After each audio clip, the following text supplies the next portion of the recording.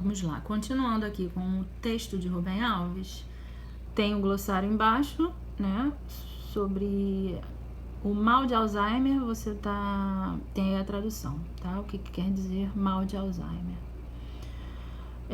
Número 6, segundo o texto, quais os tipos de memórias?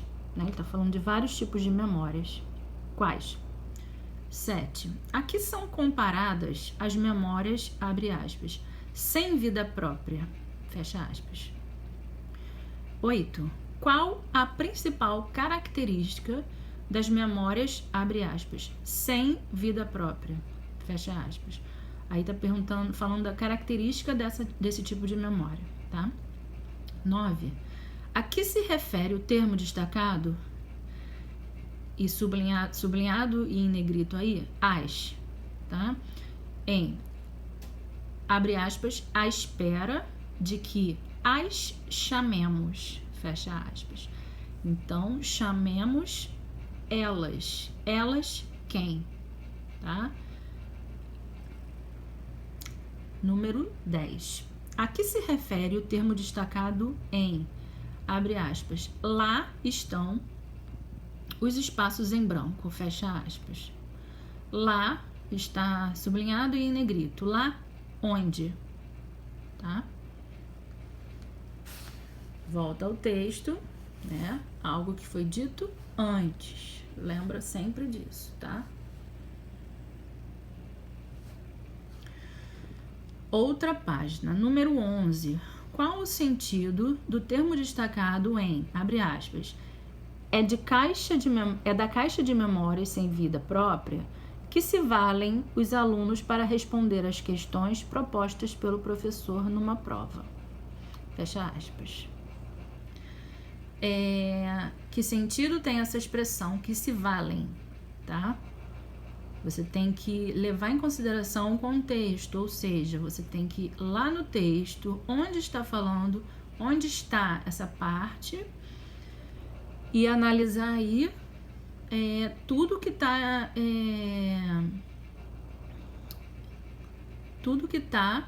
em contato com essa expressão aí, tá? Para você saber o sentido da expressão. Então, você tem que ir lá no texto e analisar essa parte, tá bom? 12. Qual o sentido do termo destacado em se a memória não estiver lá, ele receberá uma nota má. Fecha aspas. Essa palavrinha aí, se, né? Esse se tem sentido de quê? Lembra as conjunções? Né? Você vai lá na matéria de conjunções, esse se tem sentido de quê? Tá? 13. Retire do texto outro trecho em que o termo se tenha o mesmo sentido, né? A palavra se tem o mesmo sentido do trecho acima, tá? Então, vai lá no texto e procura. 14. Qual o sentido do termo destacado em, abre aspas, sem elas não poderíamos nos virar na vida? Essa expressão nos virar tem sentido de quê? Tá bom?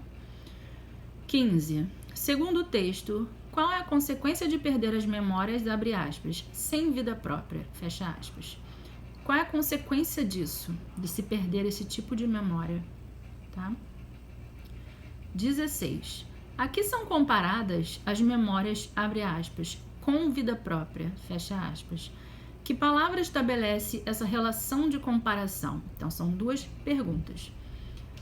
Primeira, aqui são comparadas as memórias com vida própria.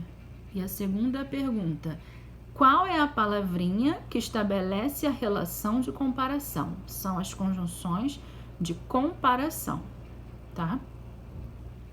17.